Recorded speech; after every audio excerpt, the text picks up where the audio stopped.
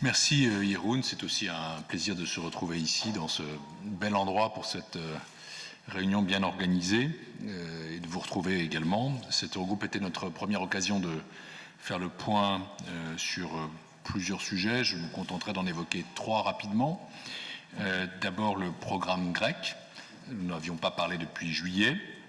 Nous avons eu une discussion importante puisque nous savons que cet automne, nous devons prendre plusieurs décisions majeures pour l'avenir de la Grèce. Comme vous le savez, l'Eurogroupe a décidé en mai que le prochain déboursement de 2,8 milliards d'euros aura lieu quand la Grèce aura rempli un certain nombre d'engagements, les fameux milestones. Ceux-ci portent sur des certain obligations, namely the milestones. This is les privatisations, a number of key issues, for example, privatization, reform of the energy sector, and the Independent Revenue Agency. Ni un mystère, it's no secret to say that there's still work to be done in order to complete those milestones. To be absolutely frank, in an ideal world, we would have liked to have seen more progress made at this stage. So I fully agree with what the President of the Eurogroup has said. Ce que je constate, c'est que d'une part, on a pu voir ces derniers jours over the last few days, we've seen a stepping up of efforts by the Greek authorities. Que nous sommes d'accord sur le fait que si ces milestones sont complétés dans les prochaines semaines, we agree that if the milestones are completed over the next few weeks, this will have no consequences or implications for the next stages of the process. So, in operational terms, this means the following. First of all, we hope that this work will be completed by the end of the month. Our Greek colleague has assured us of this. And secondly, we need to ensure that that is indeed the case. Completion of the milestones within the deadline will make exchanges easier in the second phase, in the second part of the process, starting in October. Colleagues will be in Athens next week for a preparatory mission. I think it's in everybody's interest, in particular the Greek people, to make progress as soon as possible, so that we can prepare for constructive discussions and decisions in the second phase, in discussions with the IMF between now and the end of the year.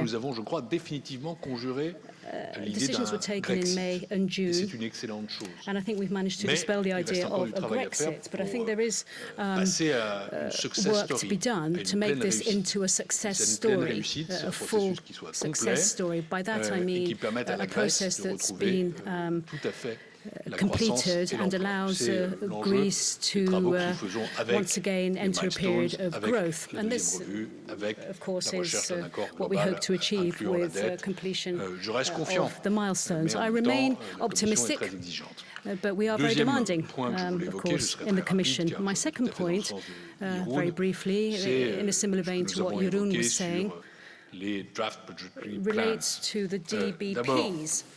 Et les conséquences de nos décisions de juillet. And the implications of our decisions in July on suspending the structural and investment funds. Je confirme que nous souhaitons I can confirm le dialogue structuré prévu avec le Parlement européen intervienne le plus vite possible. Structured dialogue with the European Parliament to take place as soon as possible. There's no time to lose. Obviously, it's a consultative process, and Council will have the final word. But it's important for all institutions to be fully involved. Dans la façon dont nous traitons le dossier grec depuis longtemps, c'est la question de la démocratie. Democracy is a very important matter, as we've seen in discussions with our Greek colleagues. So we need to make progress. And then I had a comment on Spain. Il est clair que dans le contexte politique actuelle, as things stand at the moment, voyons certaines limites there are certain limitations on what can be done because of the political situation. But we do expect a draft budget perhaps on the basis of no change, and we hope that this will be submitted by the 15th of October. And in fact, Luis de Guindos, the minister, confirmed this, contrary to what you might have read. But basically, that's the way we're heading, and hopefully that will be the case. And then finally, on Portugal, we will remain vigilant to make sure that the commitments of the Portuguese government are respected. Let me welcome today's endorsement of a set of common principles on spending reviews.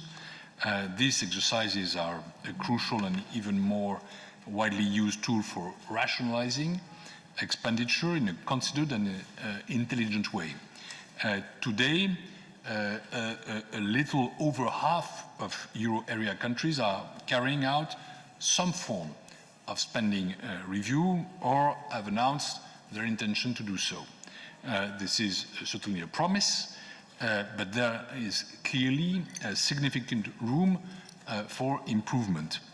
Successful spending reviews can free up fiscal space for consolidation or funding of other public policy priorities, notably those contributing most to growth and job creation, and first of all, investment, which is a key driver for growth tomorrow.